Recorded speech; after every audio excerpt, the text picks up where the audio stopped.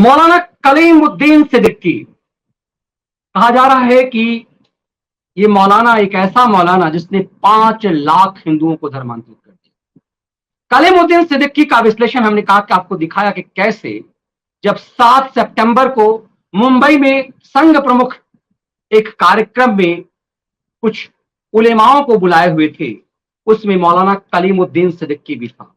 कहा जा रहा है कि भारत में इस्लामिक धर्म गुरु के रूप में आज की तारीख में कलीमुद्दीन सिद्दीकी का बड़ा नाम है।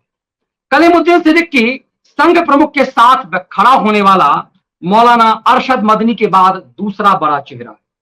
7 सितंबर को संघ प्रमुख मोहन भागवत के साथ मंच पर था कलीमुद्दीन सिद्दीकी, और वो कलीमुद्दीन सिद्दीकी आज गिरफ्तार करके जेल भेज दिया गया। योगी पुलिस ने इस कलीमुद्दीन सिद्दीकी के खिलाफ पर लगातार नजर रखी, और ये नजर रखने के दौरान पाया गया कि कलीमुद्दीन सिद्दीकी जो मदरसे चला रहा है, इस तरह के मदरसे धर्मांतरित करने का कैसा धंधा चल रहा है।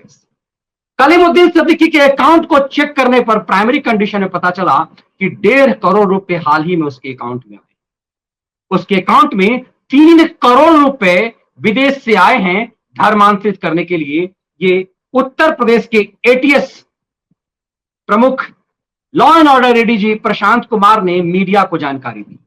प्रशांत कुमार ने चौंकाने वाली जानकारी दी और कहा कलीमुद्दीन सिद्दीकी लंबे समय से धर्मांतरित के धंधे में लगा हुआ था।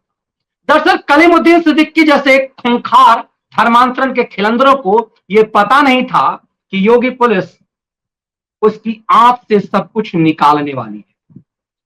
हाल ही के दिनों में आपको याद होगा कि उमर गौतम नामक एक मौलाना को योगी पुलिस ने गिरफ्तार किया। यूपी पुलिस ने उस उमर गौतम को जब गिरफ्तार किया तो पता चला कि वो मूक बधिरों को धर्मांतरित करता था, और ये धर्म का धंधा उसका केजरी के दिल्ली में चल रहा था बड़े पैमाने। नोएडा और गाजियाबाद में उसका धंधा था, और ये पता चला कि कलीमुद्दीन सिद्दीकी उसी के साथ उसके तार जमे हुए। अब उत्तर प्रदेश की एटीएस ने 11 ऐसे मौलानाओं को गिरफ्तार किया जो धर्मांतरण के धंधे में था। सोचिए, इस देश का विभाजन मजहब के आधार पर बना। जिन्होंने कहा हिंदू और मुसलमान 2 अलग अलग कौम हैं और एक साथ नहीं रह सकते, तो मुसलमानों के लिए एक पाकिस्तान बना और कथित रूप से हिंदुओं के लिए हिंदुस्तान। ये अलग बात है कि जिन राज्यों ने मुस्लिम लीग को सबसे ज्यादा ताकत दी, वो उत्तर प्रदेश, वो बिहार, वो महाराष्ट्र हिंदुस्तान में रह गया, जहां पर पाकिस्तान की मांग सबसे ज्यादा सपोर्ट में थी। और वो पंजाब, वो सिंध, वो बलूचिस्तान, वो सीमा प्रांत जहां पर कांग्रेस को वोट मिला, वो पाकिस्तान बन गया। तो पैसे बचाने के लिए, अपनी राजशाही बचाने के लिए बहुत सारे लोग जो पाकिस्तान की चाहत में थे वो यहीं रह गए। और कमाल की बात ये देखिए कि उस पाकिस्तान में और वो आज जो बांग्लादेश में बना, वहां पूरी तरह से सनातनी समाज खत्म हो चुका है।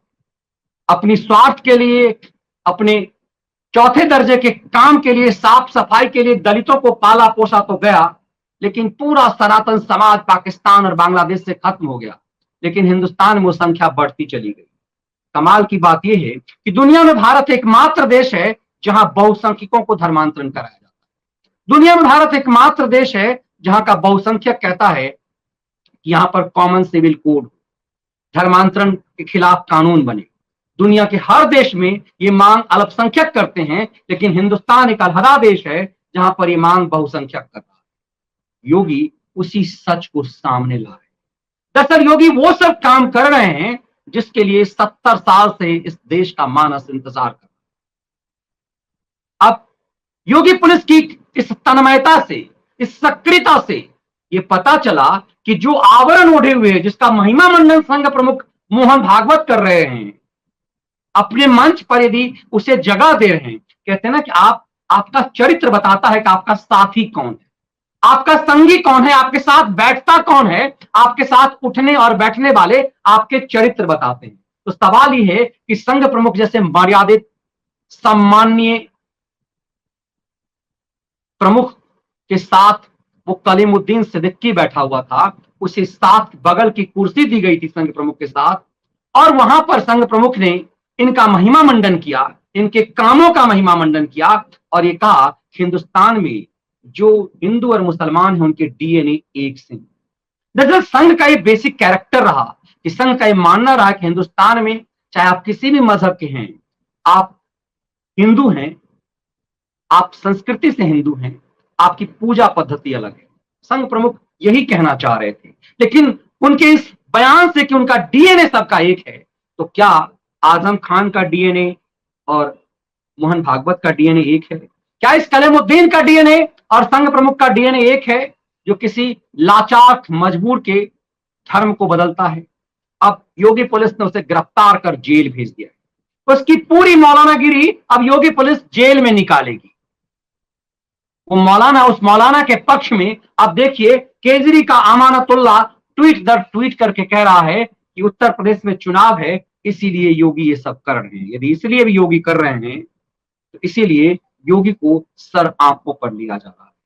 और योगी पुलिस की इस करतूत ने फिर से संघ पर सवालिया निशान लगाया है, जिस संघ के जमीन पर जुड़े संघ स्वयं सेवकों ने कि संघर्ष से ये सरकार बनी है। ऐसा माना जाता है कि दुनिया में सबसे बड़ा संगठन, जमीन पर काम करने वाला सबसे बड़ा संगठन, एक बार फिर मोहन भागवत को इस बात पर विचार करने की जरूरत होगी कि आखिर इस तरह के लोगों का महिमा मंडन कैसे होता है।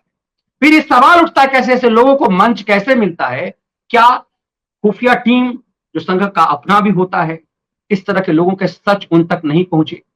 ऐसे लोगों के साथ तस्वीर उनकी क्यों हुई? ये निश्चित रूप से बेचैन करने वाला है और फिर से एक चिंतन करने वाला है इस डीएनए पर क्या उनका फिर से बयान होगा।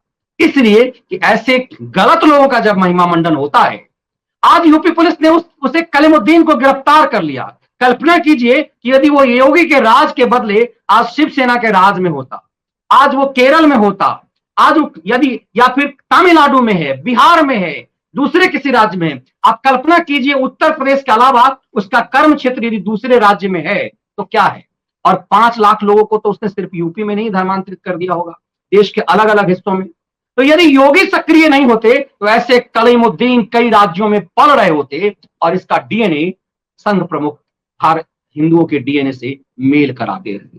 ये निश्चित रूप से बेचैन करने वाला है कि यदि योगी ना होते तो ये कलीमुद्दीन इस 5 लाख को 50 लाख और 5 करोड़ कब तक बना रहा होता, ये आप अपने आप से समझ सकते हैं।